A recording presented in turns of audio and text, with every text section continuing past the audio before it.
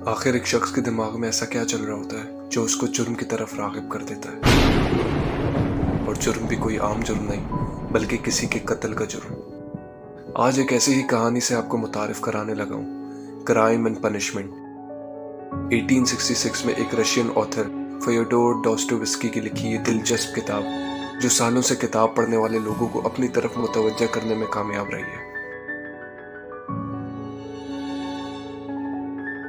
कहानी की तह में जाने से पहले मैं मुख्तसर से इस किताब के फोकल पॉइंट के बारे में बताता चलूं। ये कहानी एक नौजवान रस्कोल्निकोव के इर्द गिर्द घूमती है, जो कि अपने माशी हालात और गुर्बत की वजह से यूनिवर्सिटी छोड़ने पर मजबूर हो जाता है। हालात से थक हार कर वो फैसला करता है कि वो अपने बेईमान ब्रोकर, जिसे वो अपनी कीमती सामान के बदले उधार लिया करता था, उसे कत्ल कर दे।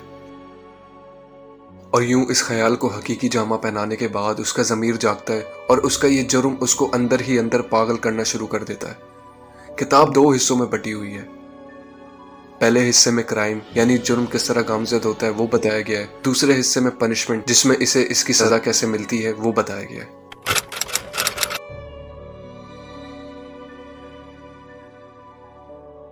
रस्कोल्निकोव एक यूनिवर्सिटी स्टूडेंट होता है, मगर गुर्बत और बेरोजगारी ने उसकी कमर ऐसे तोड़ के रखी होती है कि वो अपने अखराजात नहीं उठा पाता।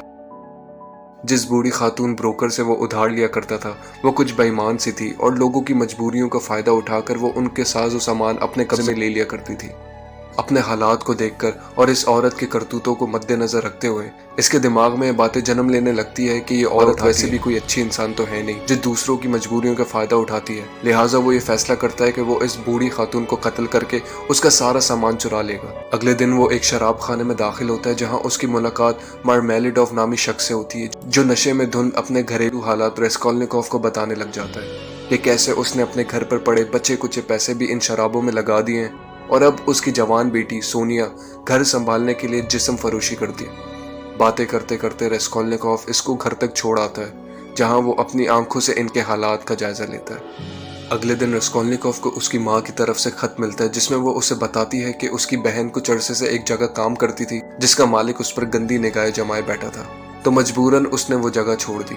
मगर घर को और तुम्हें सपोर्ट करने के लिए तुम्हारी बहन दुनिया ने एक अमीर आदमी से शादी करने का फैसला किया है जो उसे देखने आया था, और अब हम तुम्हारे शहर सेंट पीटर्सबर्ग में आ रहे हैं जहां तुम्हारी बहन की उससे शादी होगी।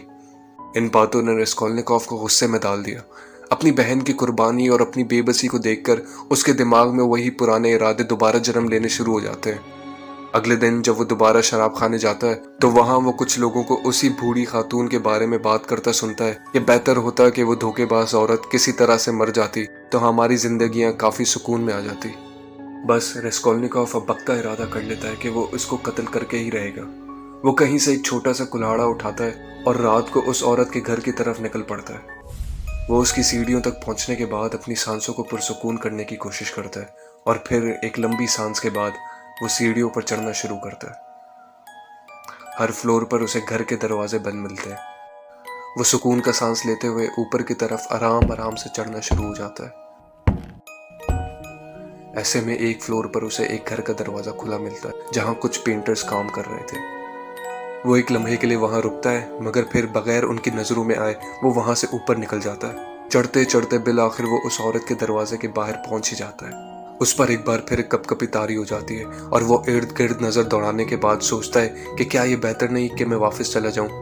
मगर फिर इस औरत को याद करते हुए उसके इरादे एक बार फिर उस पर हावी हो जाते हैं और वो एक बार फिर अपने काम को मंतकी अंजाम तक पहुंचाने का सोच लेता है।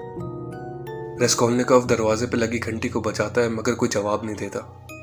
ऐसे में वो एक और बार घंटी बजाता है, मगर इस बार भी उसे कोई जवाब नहीं मिलता।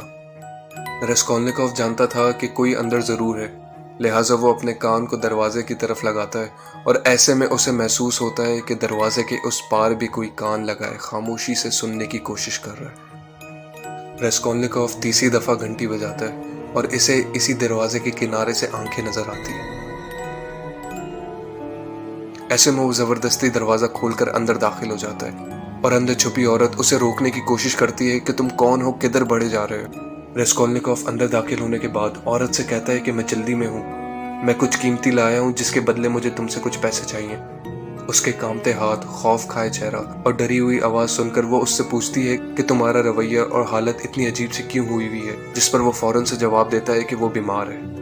بہرحال وہ اس کے ہاتھ سے وہ پیکٹ لیتی ہے اور کھول کر دیکھنا شروع ہو جاتی ہے کہ ایسے میں جب وہ دوبارہ راسکولنیکوف کی طرف مڑتی ہے تو وہ اس کے سر پر زور سے کلہاڑی سے وار کر دیتا ہے اور وہ ایک چیخ کے ساتھ زمین پر گر جاتی ہے۔ وہ ابھی بھی زندہ ہوتی ہے۔ راسکولنیکوف اپنے اندر ایک بار پھر قوت محسوس کرتا ہے اور اس پر کلاڑے کے 2 مزید وار کر کے اسے ختم کر دیتا ہے۔ اس کے بعد راسکولنیکوف اس کے جسم کی تلاشی لینا شروع کرتا ہے اور اسے کچھ چابیاں ملتی ہے۔ وہ چابیاں لے کر ایک اور کمرے میں داخل ہوتا ہے۔ تھوڑی بہت چھان بین کے بعد وہ بیڈ کے نیچے سے ایک باکس نکالتا ہے اور ان چابیوں سے وہ باکس کھل جاتا ہے۔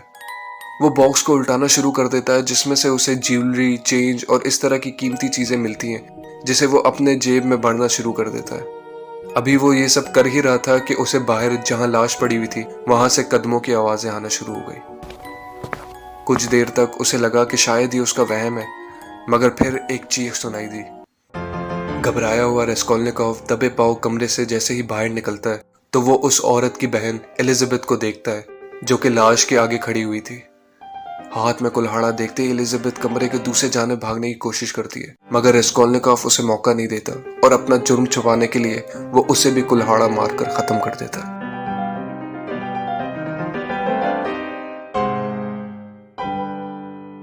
ان لاشوں کو وہاں پڑے دیکھ کر راسکولنیکوف خوف کے عالم میں ڈوب گیا۔ وہ دوبارہ اپنے ہوش و حواس میں آنا چاہتا تھا مگر اس کے دماغ اسے خیالات میں مزید دھکیل رہا تھا۔ بالآخر وہ اپنے خیالات پر تھوڑا قابو پاتا ہے اور وہاں سے بھاگنے کی کرتا ہے، مگر یہاں اسے سب سے بڑے خطرے کا سامنا کرنا پڑتا ہے جس کا اسے علم بھی نہیں تھا۔